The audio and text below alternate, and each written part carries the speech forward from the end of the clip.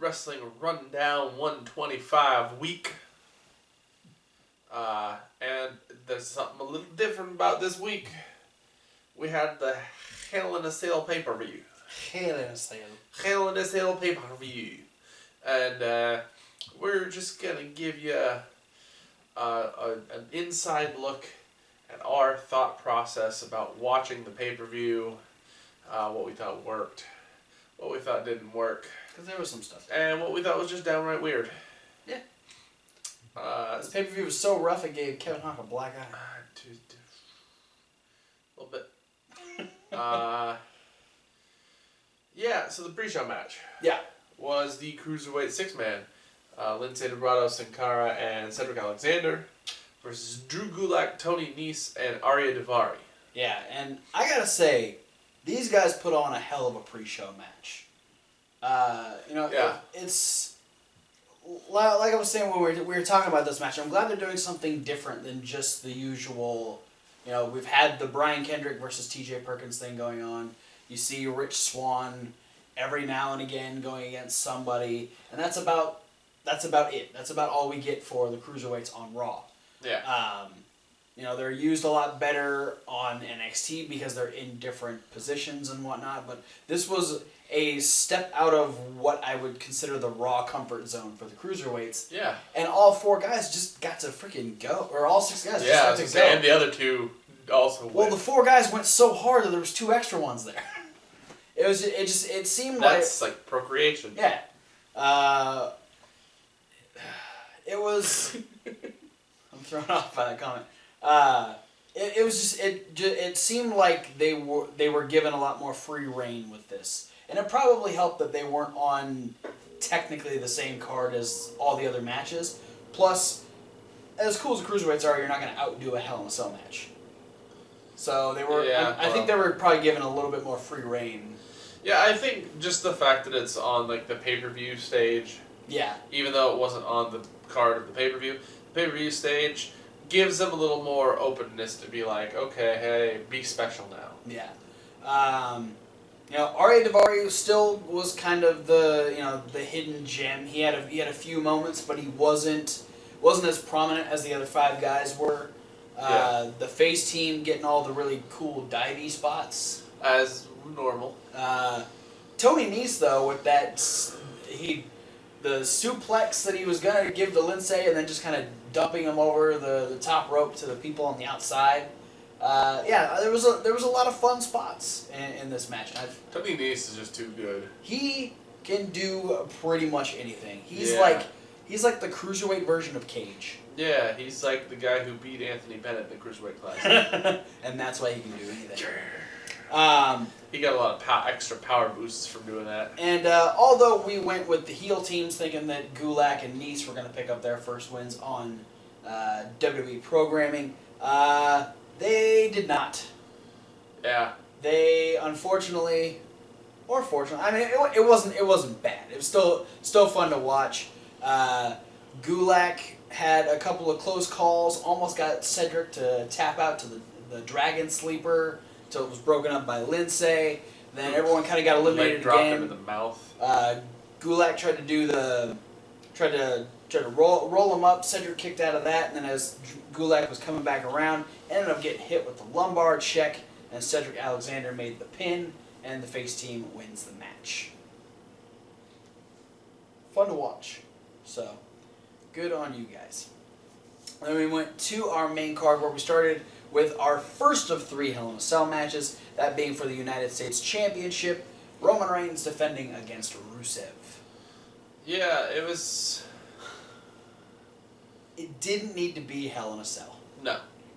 You could have just put Extreme Rules or Street Fight or No DQ on this, and that's all they needed. Yeah, I don't know. It could have been a regular cage match. To be completely honest. It was okay. Rusev gets spot of the night.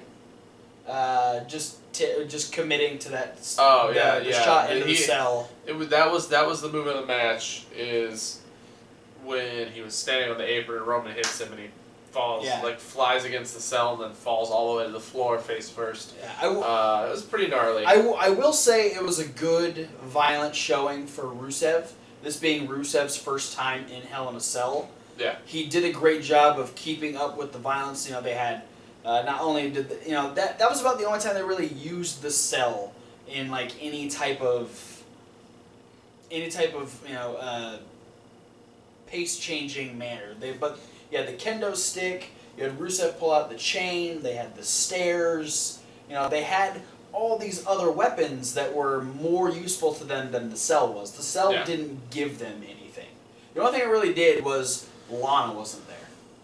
Because once Rusev came out, she went to the back. That was the only thing that the cell really did, is that Lana wasn't there. Though I will say, they did have a decent hardcore match where they beat the crap out of each other. Yeah, I mean, I've seen better.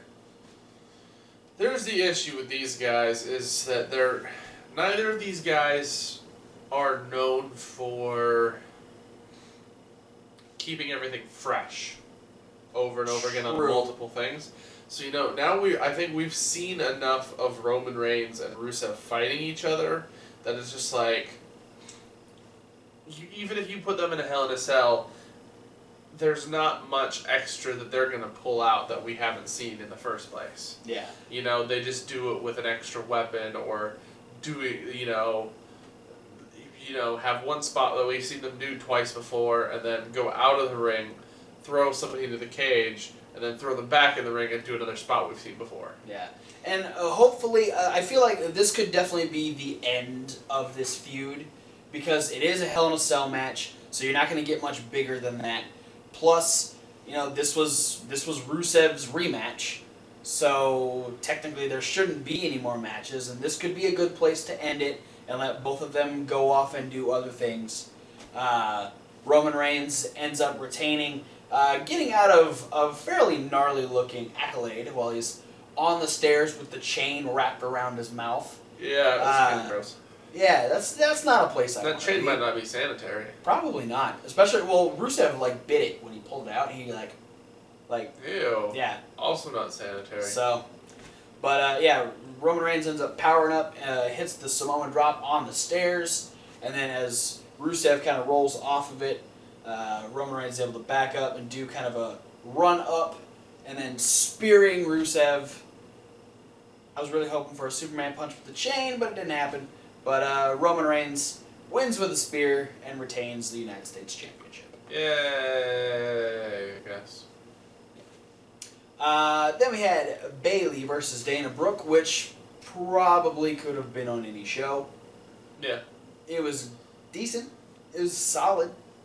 Yeah, I mean, that's the issue. Again, this is another thing with this whole pay-per-view, and one of the issues with the brand split is when you cut the rosters in half on either side, everything you see on the pay-per-view is going to be stuff that's been done. Yeah. We've already seen this. Mm-hmm. It's kind of like we've already seen the club face Enzo and Cass before. Yeah. We've already seen literally every match on this card has happened previously. Yes. The closest exception is Xavier Woods steps in for the tag match. That's true. For the tag titles. That's right. It's just when you have half-size rosters on each side, you get less possible combinations of new stuff. Yeah. That being said, kudos for Dana. She gets better. Yeah. Which is good to see, with the exception of not being able to hit her face on the turnbuckles. It's padded, Dana. It's okay. It's not gonna break your face. You can go into it. It's all right. Yeah, you're not fooling anybody. Yeah. And then I'll give her credit for the work on Bayley's shoulder. She made that a focal point. She did a lot of different things to it. She didn't keep going back to something like a lot of not so seasoned women's wrestlers will do. they'll do the same hold, or they'll do the same type of attack or something like that. But she did a lot of different things. She was running her into the turnbuckle, running her into the ring post. She was hanging it up over the rope. She was actually like slapping the shoulder a few times, and she did like what would have been a snake eyes. She actually like held her up and then directed her and made sure she dropped her on her shoulder. She did a lot of versatility as far as exposing the injury, which I'll give her a lot of credit for. Even using that to break out of the first attempt at a belly to Bailey, but ends up getting hit with the second attempt and Bailey picking up the win. So hopefully this is the end of this, and we can have both of these ladies go off and do something different. A lot of these matches should be like the end. And it should just be people go in different directions. I have a theory based off the ladies' Hell in a Cell where they're going now. All right, well, we'll talk about that at the end. Speaking of matches we've seen before, the Club versus Enzo and Cass. A good match. Yeah. Good to see the Club get the win. Yeah. But there wasn't anything special. Not really. It was a tag team match. Everyone had their moment. There's not a whole lot to say about this, except that there might be a chance that Raw gives a shit about the Club now. Yeah, how about that? That's about the biggest thing to come out of this match. This is even led up to by one of the more confusing Enzo promos. Yeah, he went off on a lot of tangents. I thought it was funny though. I liked his Toy Story reference. So the Club now have new nicknames from Enzo and Cass, so he kind of went with that and had a funny little punchline at the end. But Cass ended up getting low bridged, kind of like hung up on the ropes, got punched off of it, and Enzo ends up getting hit with the Magic Killer. And the Club actually picking up a win, a clean win. Yeah, it's what happens when you get your magic killed. It's amazing that they let the Club do that, but we'll see where this goes. I'm sure one of these teams will end up facing the tag team champion somewhere down the line. Probably both of them at some point. Oh, probably. Maybe not at the same time, though. Speaking of championship matches, our second Hell in a Cell match is the Universal Championship. Kevin Owens defending against Seth Rollins. This is fun. This is where the pay-per-view picked up. Yeah. This is this was the one match that we weren't super excited for story-wise, but I feel like the story even still continued in this and helped sway it the way it did. But Owens and Rollins immediately just picking up the pace and going super hard, super fast, just super aggressive right off the bat. Yeah, and I think it needed to be done, and I think they knew it needed to be done just because of the fact of how little reaction they were gaining from the first Hell in a Cell match. Yeah, because Rusev and Roman didn't do a whole lot Hell in a Cell wise. Yeah, and I mean, just the match in general in itself, the crowd wasn't pumped for that match. And it's sad because it's if you exclude the pre-show match, because that's on the pre-show, or the kickoff show, they call it, that match is supposed to be the match that sets the pace for the whole show. Yeah, and honestly, I'd say the Cruiserweight match set the pace more so than the Hell in a Cell did. Yeah. So when we had, we've had these 3 matches in a row that were good, but not they're not making people jump out of their seats or anything. Seth Rollins and Kevin Owens pick up the pace and really, they really bring that Hell in a Cell feel. You've got Kevin Owens, this being his first Hell in a Cell match. It was fun to watch him get to use that environment to his benefit. Yeah, what I enjoyed is that, Kevin Owens had the promo before his match. Yeah. And he just talked about basically almost saying that he was going to not only beat Seth Rollins, but, torture him. Yeah. while they're in there. Yeah. You know, Seth Rollins isn't going to just lose. He's going to be broken. Yeah. And it was cool to see, like, you know, Owens, like, really enacted that out throughout. Like, that was, like, the big theme of the match. Is he really enacted that out because he had so many different times where he was attacking the back that was the focal point of Rollins because of the powerbomb on Raw. And then even at one point ripping the K-tape off, that was kind of that would have. It's like tearing flesh off the bone. Yeah, no, that's not, that doesn't tear off easy, and I can't imagine that felt good. I was just being sarcastic because that's what Corey Graves said. Did he really? Yeah, I said it's not that dramatic, Corey. It doesn't feel good. It's like having Gorilla Tape pulled off your back. Which still sucks because that stuff sticks to you. But no, I like, you know, Owens using the cannonball in the corner, and then like Rollins rolled out of the ring and found himself up against the cage, and then he just gets the cannonball up against the cell. Yeah, the one point when he actually like hurled Seth Rollins out of the ring, and Seth Rollins just like went face first into the cell and just like tumbled down, almost like bashing himself into the LED board on the outside. And then they didn't use a lot of weapons. No, but they had a fun little double table stack. Yeah, and you had that like funny like awkward moment where, because Seth pulled the first one out and set it up on the outside, and then Owens goes and once he gets Rollins down with something, he goes out, he pulls out a table, and he's like starting to slide it in the ring, and then he looks over and goes. Like he's frustrated that he didn't realize that there was already a table set up. But then he's got that second one and he goes... Yeah, my favorite part is he's right next to the setup table. Yeah. And he pulls the table out and he's like... Son of a bitch beat me to it. How did I not notice this before? and then he starts to like... Then he gets like this evil genius moment where he's like measuring like the distance between the cage and the ring and the size of the table, and he's like, what if I do this? And just pops one set of legs up and then knocks it right into the cage, and so you've got kind of like a 45-degree angle table right above the already set up table.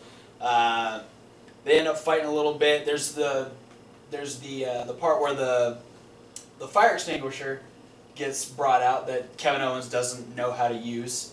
He's like trying to get it set up, and Rollins comes around. He ends up giving him the gut shot, and then he's like, "Okay, how does this work?" And then he sprays it right into the face of the referee, and so the other referee has to get in and get the blinded referee out of the ring, and the open door is, of course, embraced oh so easily by Chris Jericho. Yes, the gift of Jericho.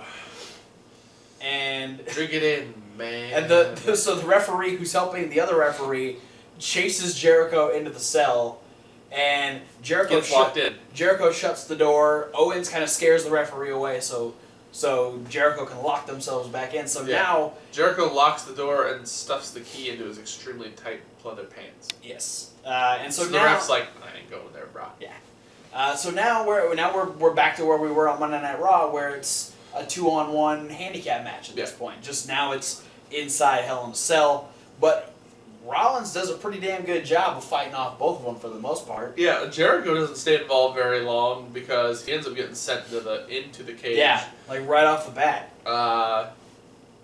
Kevin Owens gets powerbombed through the double table stack. Yeah. After almost not working.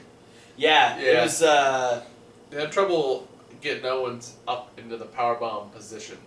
Like, has Rollins done the running powerbomb since he's been back?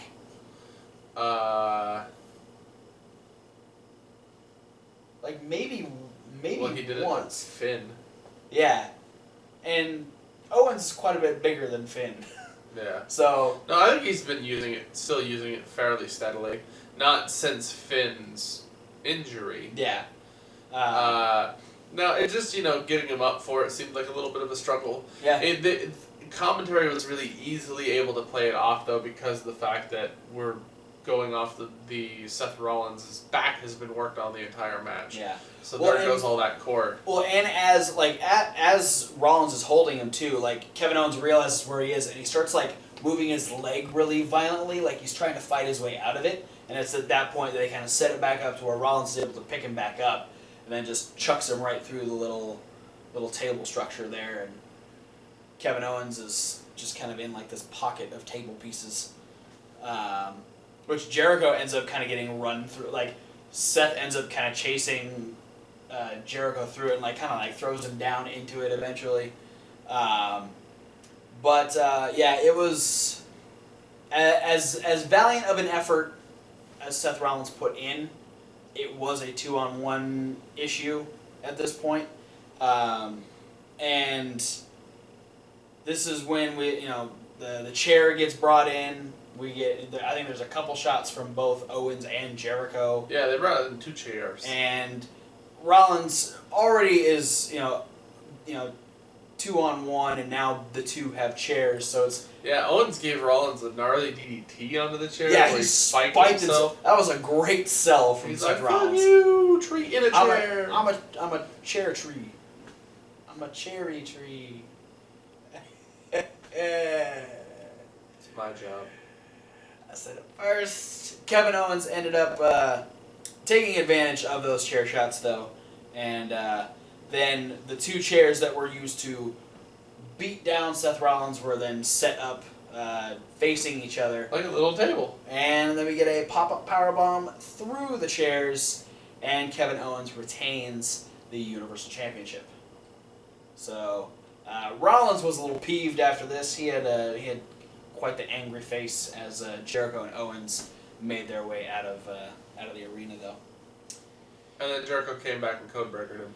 Yeah, I'm not sure why that was necessary.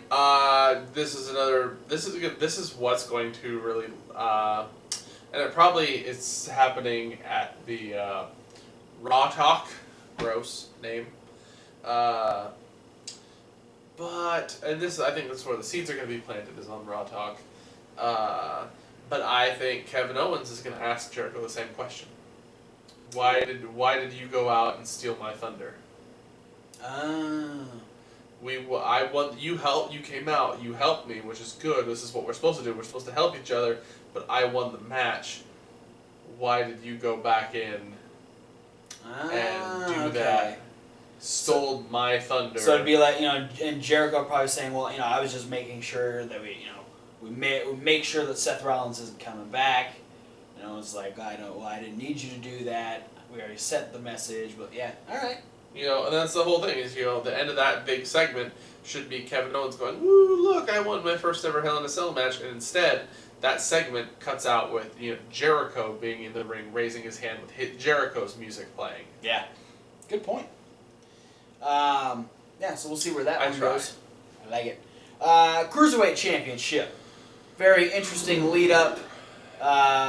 Brian Kendrick had a very unorthodox way of going about, hey, I really want the Cruiserweight Championship, so could you just let me win? Brian Kendrick has an unorthodox everything nowadays. If you look up the word... Even his wrestling style just seems to be kind of all over the place. It's effective.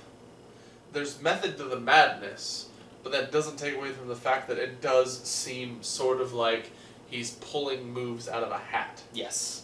And that's, this match, off of that really awkward, last thing we saw on Monday Night Raw, we kept seeing Kendrick go through these situations, have TJ down, TJ fighting out of it, and Brian Kendrick looking visibly upset that TJ Perkins wasn't laying down for him. Yeah, the first one, Kendrick does the corkscrew up and over into the sunset flip. Yeah. And sunset flips Perkins over, and Perkins kicks out, and then Brian Kendrick looks at him with an offended look on his face, I thought you were going to lay down for me. We talked about this. I specifically asked you, and you are... I even said please. You know how many people I say please do? Not even my parents. And then I feel like this was probably the best match we've gotten out of these guys since they've started their program. Because there was a lot of really good back and forth. There wasn't a lot of botches like there was the first time at Night of Champions. Yeah. This seemed a lot more smooth, a lot more well put together, a lot more thought out. The only spot that didn't really work for them is Brian Kendrick tried to use TJ's wrist tape to tie him to the ropes, and it was very obvious that TJ had to hold on to the ropes to really keep the illusion going. But you know, a small part in what was a very good match. And then the real turning point was Kendrick was had a little bit of an upper hand, was going for a finisher, trying to hit sliced bread, and off the backflip, TJ's able to toss him off. He lands kind of funny, and his ankle wobbled a little bit and went down, and we get an I want to say it was awkwardly long, but I think that helped. I think that helped the situation because it made maybe some of the non-believers think, okay, maybe there is something wrong with Kendrick, where the referee keeps asking him if he's okay. He goes, yeah, I'm fine. He's like, do you want me to end the match? He goes, no. And he keeps arguing with the referee to keep the match going. And TJ walks up a couple times to try and make sure he's okay, and the referee backs him off. And so when it finally looks like Kendrick can't stand up, that's when we get TJ finally go over and try and help up Kendrick. We get that headbutt, and then as TJ drops from the headbutt, immediately latching on the hook, and Brian Kendrick making TJ Perkins tap out and winning the Cruiserweight Championship. Yeah, I'm happy that Kendrick is the Cruiserweight Champion.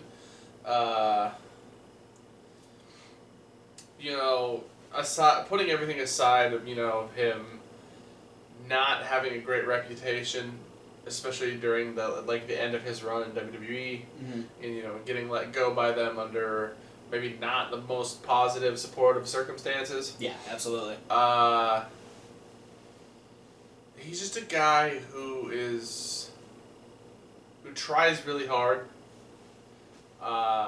Does well most of the time, and I think it's really invaluable having him there because he's got so much experience. Yeah, I mean, 9 times out of 10, you get a great performance from Brian Kendrick. Yeah, there's the occasional one where it doesn't quite gel, but TNA. Yeah, few things he's done here and there, but yeah, I mean, for the most part, he is very consistent. He is passionate about what he does, and he's very good at it. Yeah, so you know what? This makes up for the fact that you brought Ezekiel Jackson into light.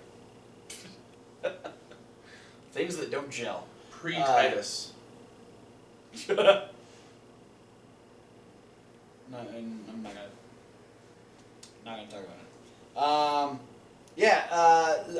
it. What I like about this is that now, because we have a lot more people that are on Raw in the Cruiserweight division, I feel like this opens a lot more doors to who could be potential future opponents. Obviously, we know that TJ is going to get a rematch. Yes, door's not completely open yet. Yeah, There's but still one guy blocking it. But so one more match potentially between Kendrick and Perkins, and we'll see where the rest of the storyline goes. And okay, so now we're on to the tag team titles.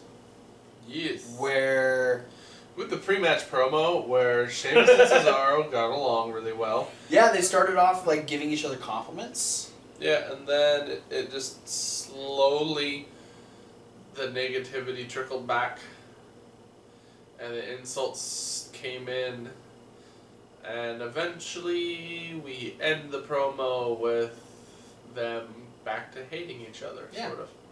It was started off nice, and then the compliments took a little backhanded turn, and then I'd love to see somebody who doesn't speak English on a very strong level yet, a foreigner come in and that be the first thing they have to trying to listen to is the thick accents of Sheamus and Cesaro trying to yell at each other.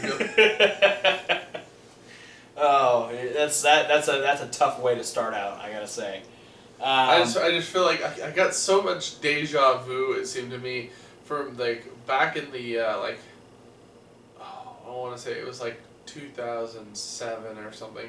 I don't remember, but Shane McMahon in the backstage promo with Umaga and Great Khali like yelling at each other. Yes. Like they understood each other. Like Khali was speaking in Punjab and Umaga was speaking in whatever Islander language that he was either making up or not.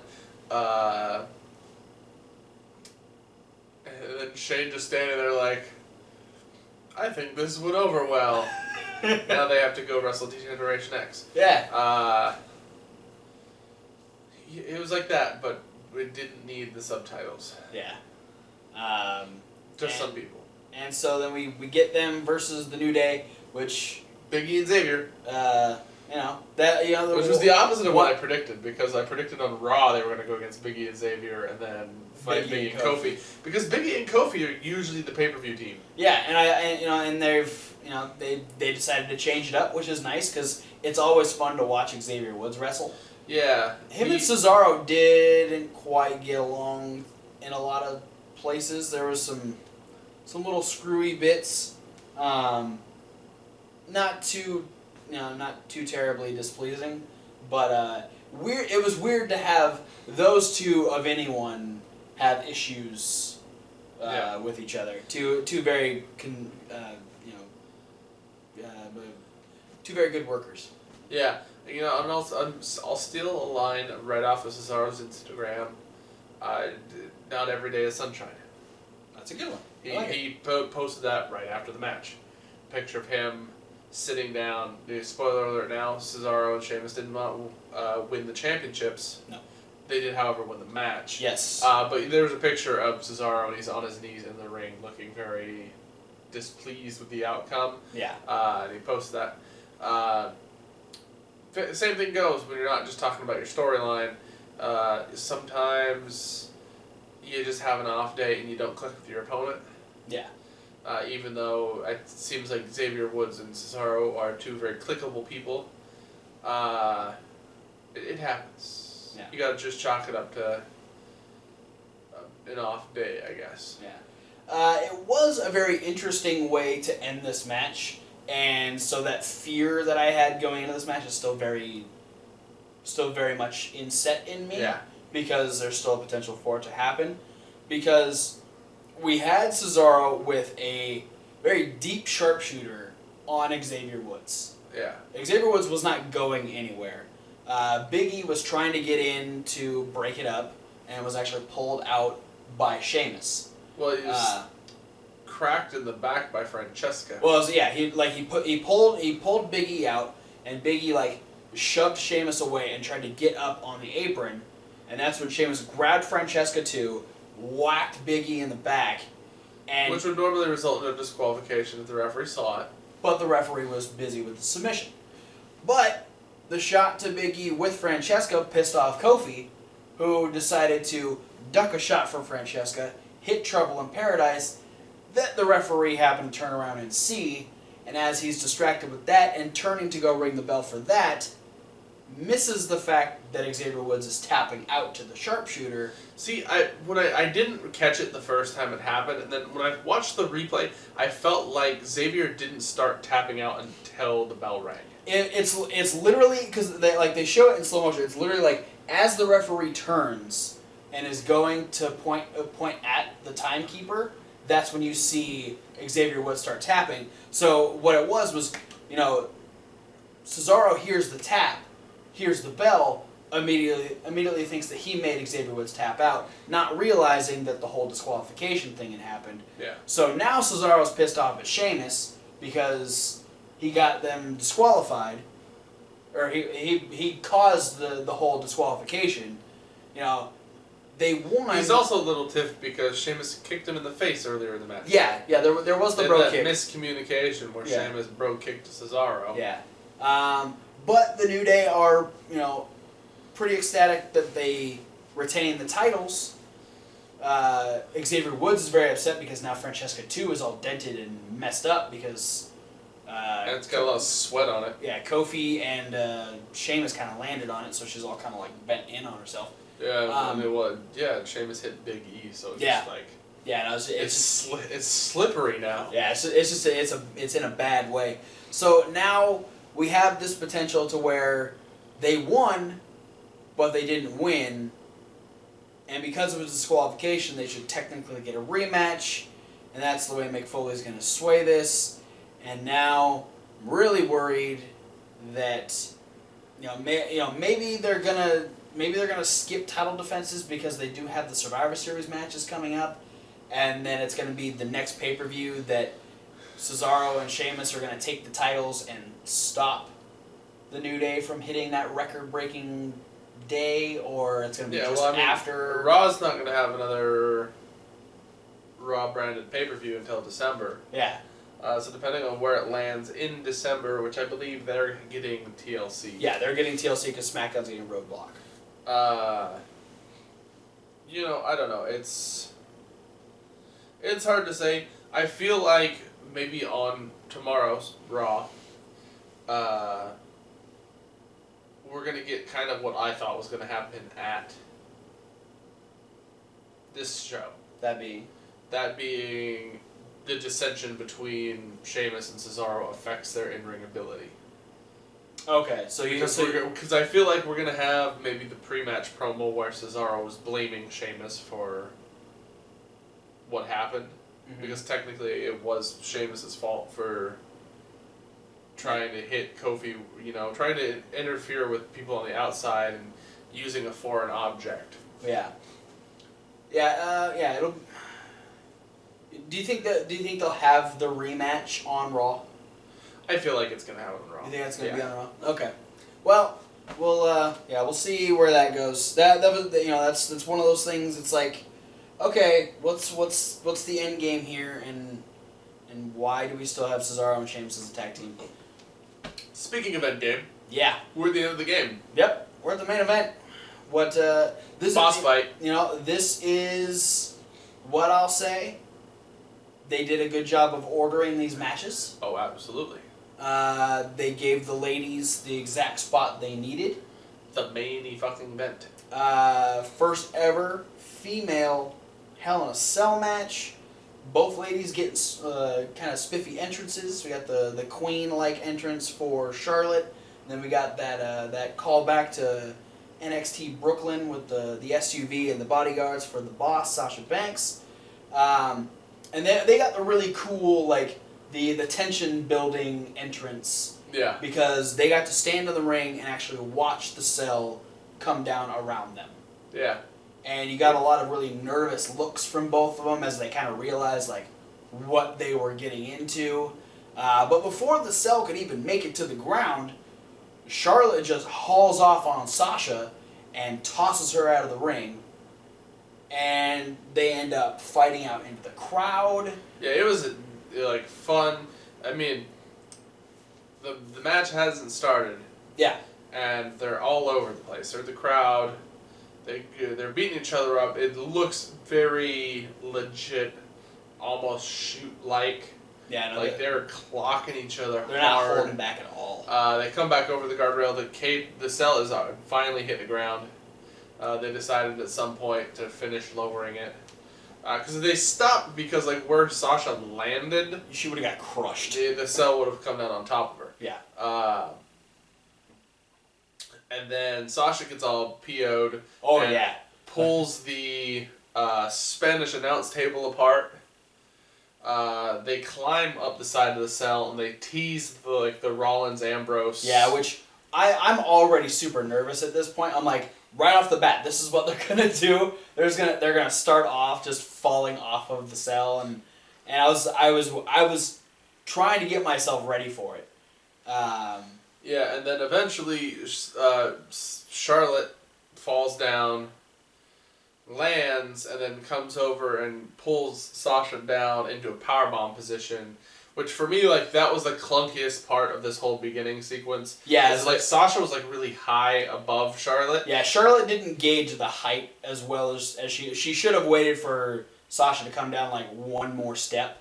Yeah, or, I felt like Sasha could have just legitimately dropped down Yeah, and true. landed on Charlotte's shoulders. Good point. But it was like a slow motion, like, sit down and adjust yourself before I throw you. Yeah. And yeah, so she ends up going through the table, lands on her head. Yeah, kudos because I didn't expect the table to break under the minute weight of Sasha Banks. Yeah, she's tiny.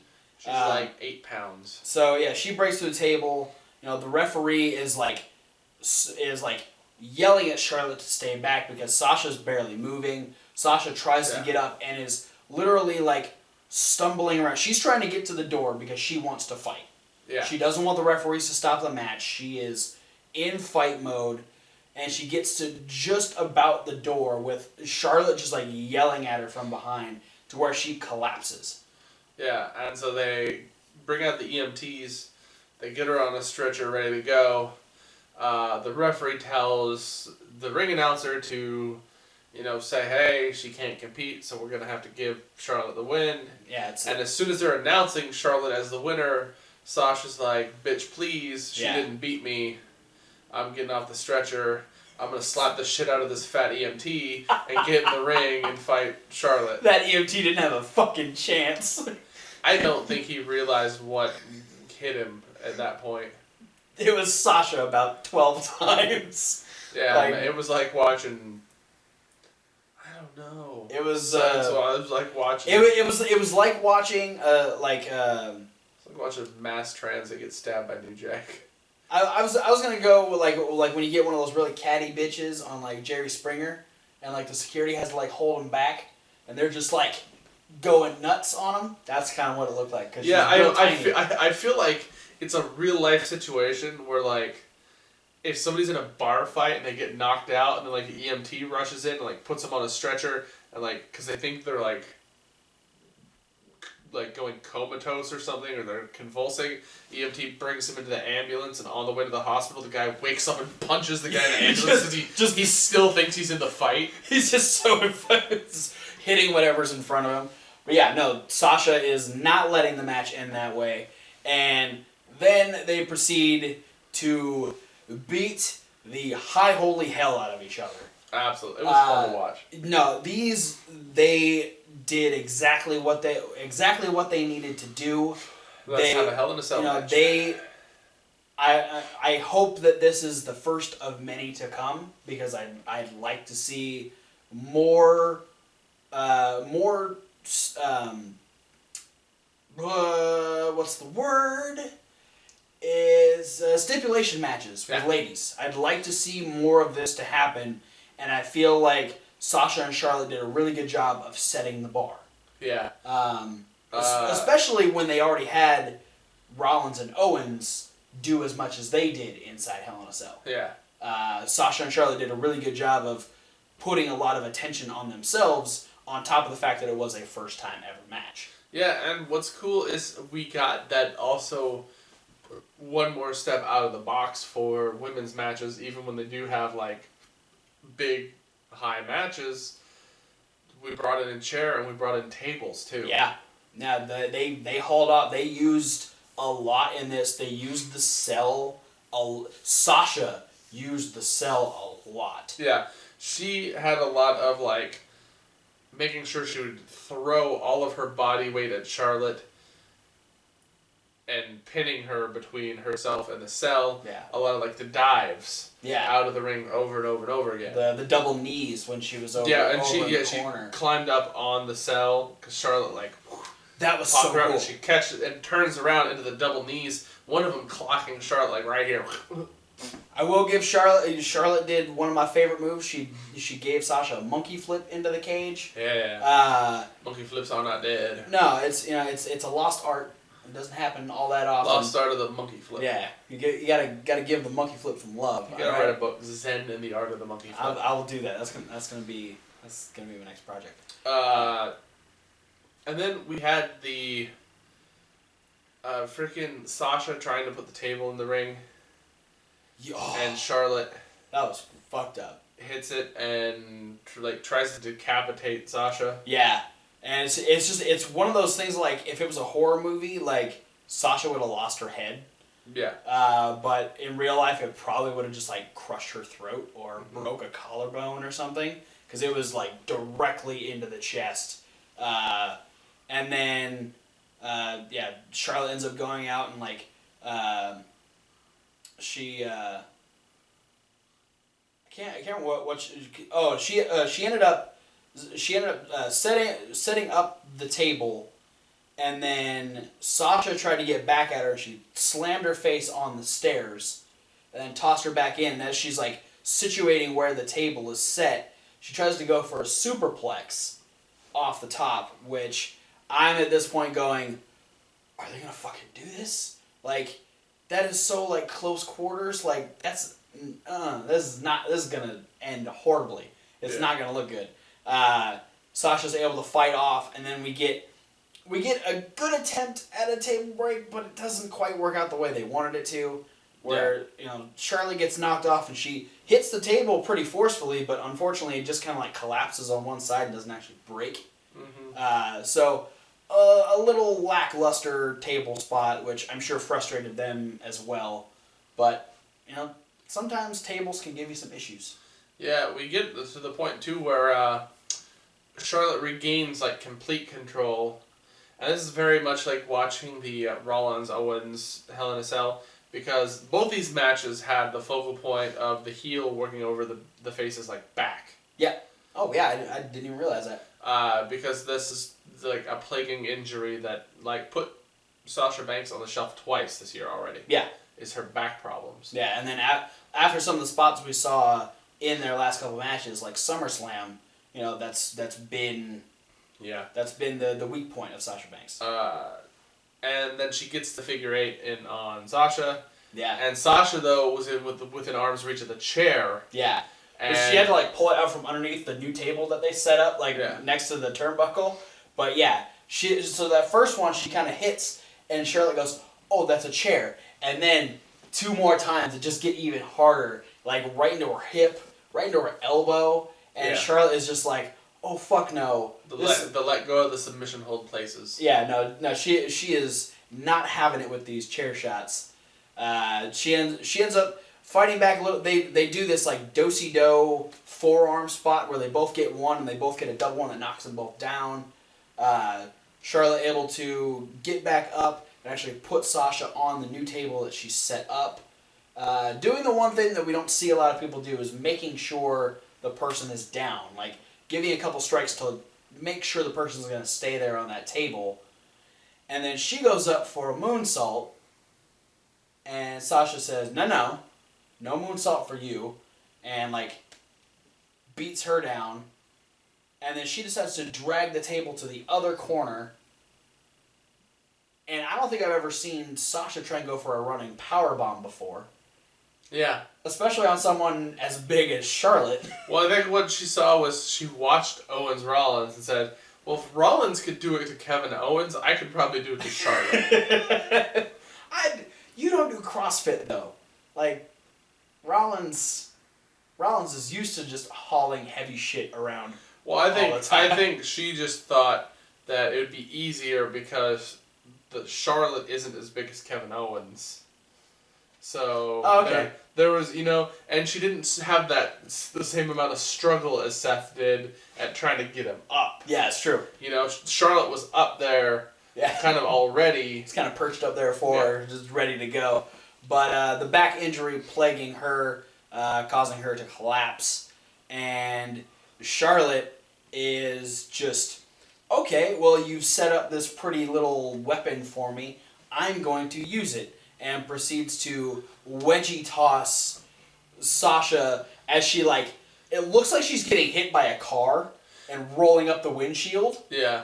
Like, twice, just blah, blah, and she slumps off the first time, and she grabs her again, tosses her off. And this was a great setup for this move. Yeah, because she hits the table, rolls up and rolls down. And she's like, and 1, 2, 3, boom. And lands exactly on her knees. Yeah. In perfect position. Natural selection. 1, 2, 3.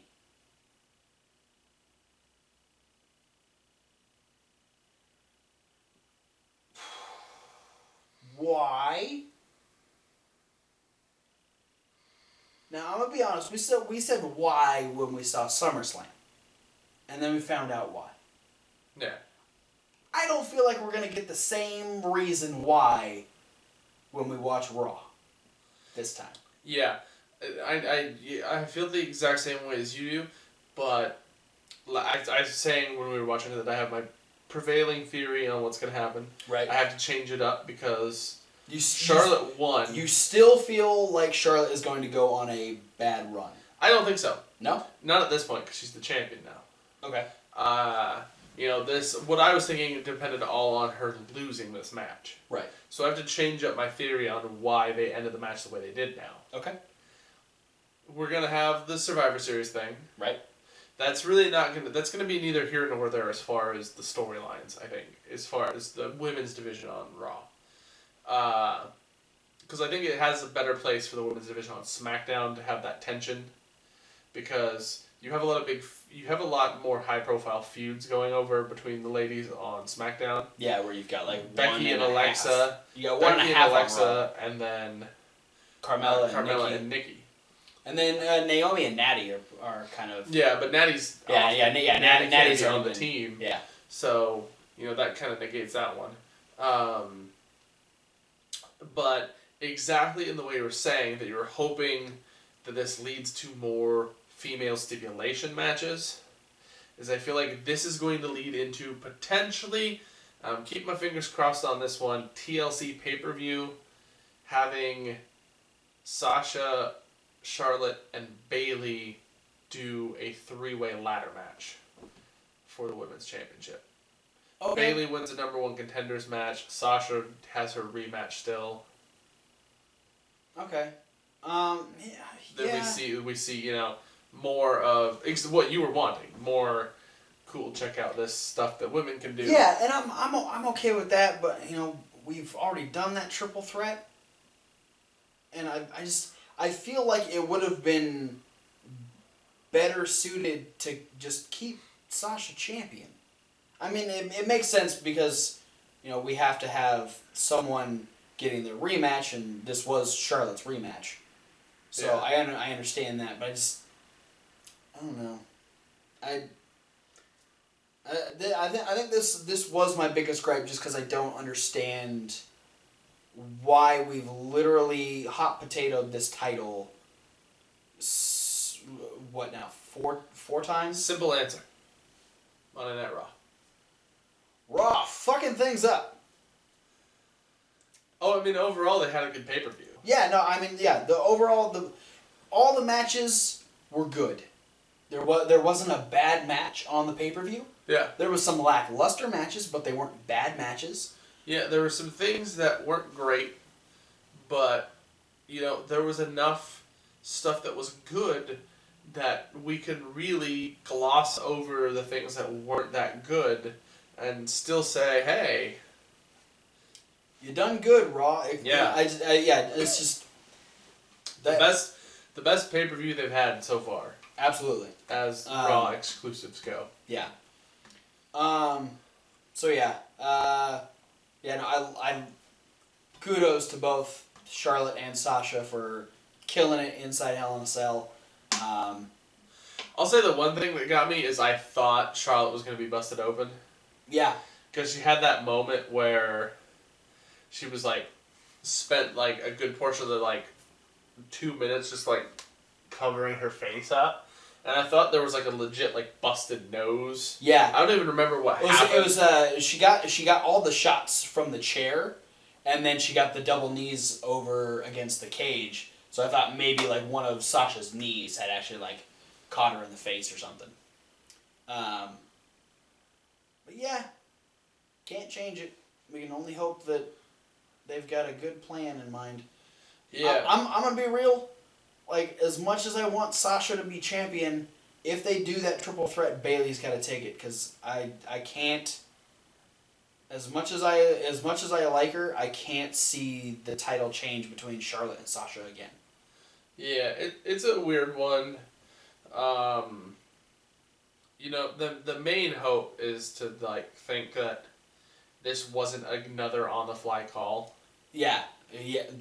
Hopefully this doesn't mean that Sasha is re-injured or something else is which wrong. which would suck because, I mean, we've already seen that happen, and it's hard to gauge because, even though Sasha got injured during the last time they did this, she still finished the match out. Yeah.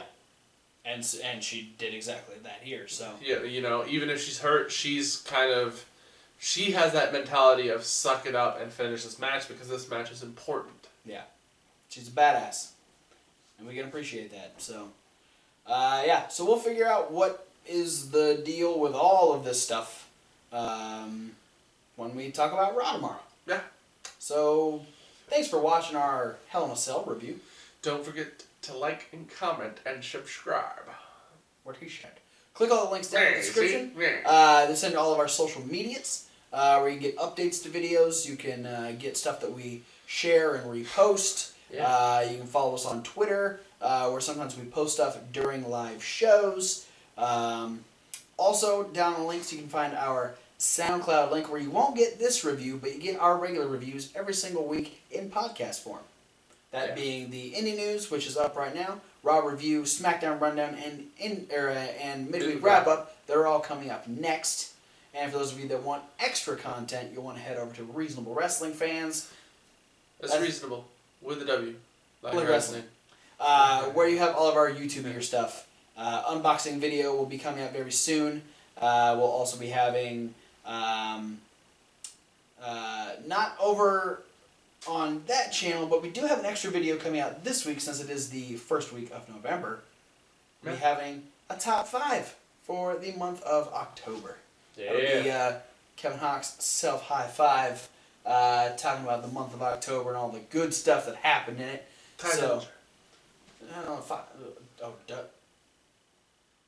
Double of that is a Ty Dillinger. Oh, okay. So half a Ty Dillinger is like Kevin Hawk's self-high five. Yeah. Got it. Self-high five with the 10. This is awkward. Thanks for watching, guys, and we'll see you at whatever video you decide to watch next. Yup.